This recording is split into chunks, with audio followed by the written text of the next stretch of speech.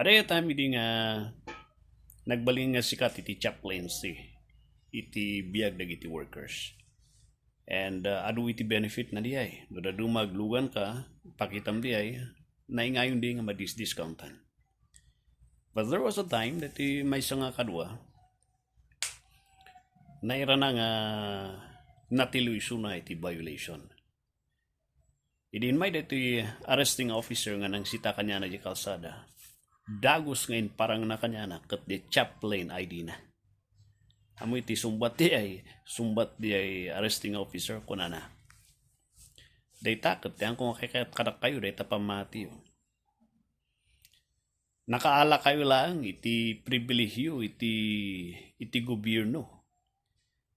Kat us-usarin nyo day tangalisin siya, iti kalokwan nyo. Tapno matarayan nyo, iti kaso yun. Awan babain nyo.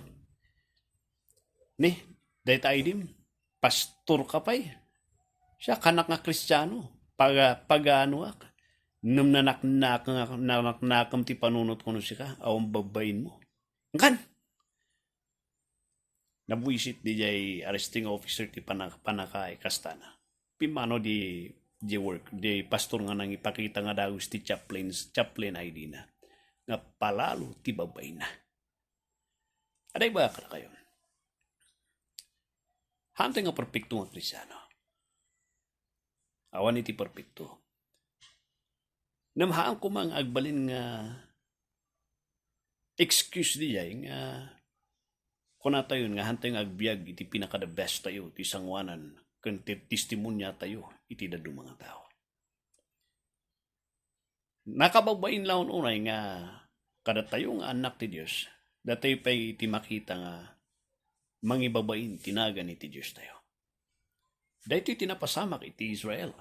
Malagip yun iti chapter ti Isaiah chapter 10 verse 5, 6, 7, 8. Ano ka ding amo nga kuna ni Apo Diyos jay da kayo nga Assyrian. Dahito jay chimpo. Chimpo nga agribribildi dagiti anak ti Apo ti Israel iti sangwanan ti Diyos. Amo iti kasta ti Apo nga nangibabain dagiti Israel.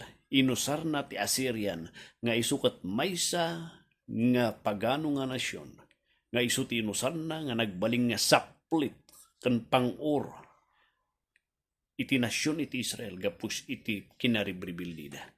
Iso nga kunana niya verse 5. O Assyrian, the rod of my anger, the staff in whose hand is my indignation. I will send him against an hypocritical nation, and against the people of my wrath I will command him to take the spoil and to take the prey and tread them down like the mire of the streets. Da kayo nga Assyrian.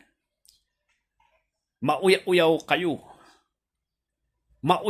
kayo launay nga kunada nga awan ti Diyos yu, natay ti Diyos yu. Namda kayo ti usarak nga mangibabain da iti maysa nga nasyon nga mangkatkatawa kada kayo. Nasyon nga naikanti pribileyo ng inabu-abuso da usarak da kayo Assyrian ngagbaling nga saplit kon pang-ur kon baot dagito'y nagtatangkan ti ulo na nga masuruan nga anak ko. Nakababain no mismo nga unbeliever iti mang confront kanya mga Kristyano. Isuda no da dumat usaran ti Diyos. Tap nagpanunod tayo. Isuda no da dumat agbaling nga ramin tayo ti Diyos. Tap nagsubli tayo.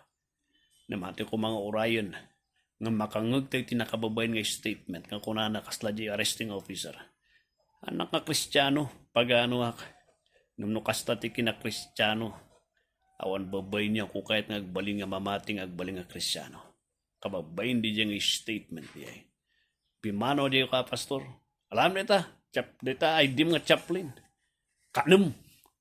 Kayon. Kababain diya. Kababain.